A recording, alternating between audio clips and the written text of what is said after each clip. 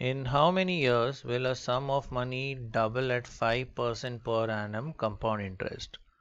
तो suppose principal हमारा जो इन्वेस्टेड है वो है x, तो अमाउंट जो मिल रहा है वो डबल होके मिल रहा है यानी 2x। Rate of compound interest है 5% पर एनम। हमें पूछा गया है द टाइम ऑफ इन्वेस्टमेंट।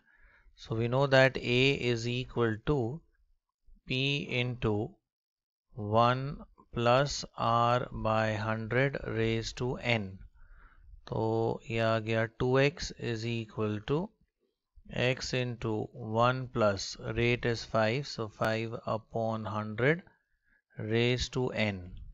ये कैंसिल आउट करते हैं x टर्म, तो ये टोटल आता है 1.05 raise to n is equal to 2। अब पहले हम रेज टू 14 ट्राई करते हैं बिकॉज 14 ईयर्स है और 15 ईयर्स भी है।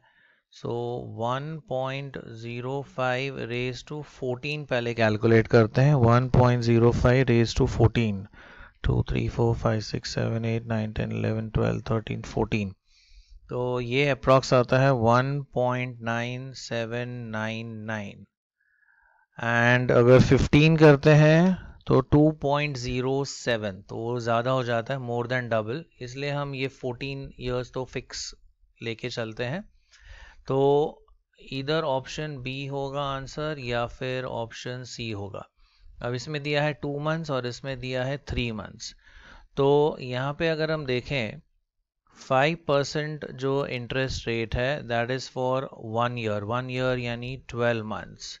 So the rate of interest for 2 months, अगर 2 मंथ्स का रेट ऑफ इंटरेस्ट हम कैलकुलेट करें तो ये हो जाएगा 5 2s are 10, 10 divided by 12। So 10 divided by 12 is 0.833%। और वैसे ही अगर 3 मंथ्स कैलकुलेट करते हैं, देखिए 5% for 12 months, so how much for 3 months. तो यहाँ से ये 3 मंथ्स का रेट ऑफ इंटरेस्ट मिल जाएगा। 5 3s is 15, 15 divide by 12, 15 divided by 12 is 1.25%।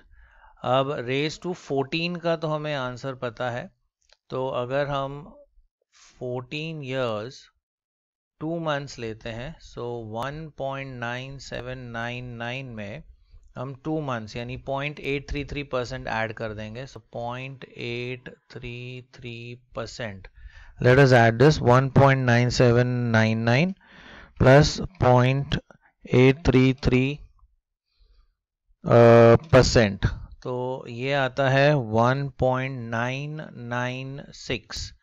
And if we consider 14 years and 3 months, तो ये आता है 1.9799। ये रेज टू 14 का हो गया value, plus 3 months that is 1.25%। इसमें अगर ऐड करते हैं 1.9799 प्लस 1.25%, ये आता है 2.004। अब ये वैल्यू 2 को एक्सीड कर रहा है, हमें चाहिए 2, राइट? तो ये मोर देन डबल हो रहा है, इसलिए actually it's between 2 months and 3 months, but 3 months में ये मोर देन डबल वैल्यू दिखा रहा है।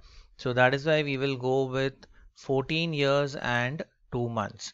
तो इसका सही आंसर है option B, 14 years and 2 months।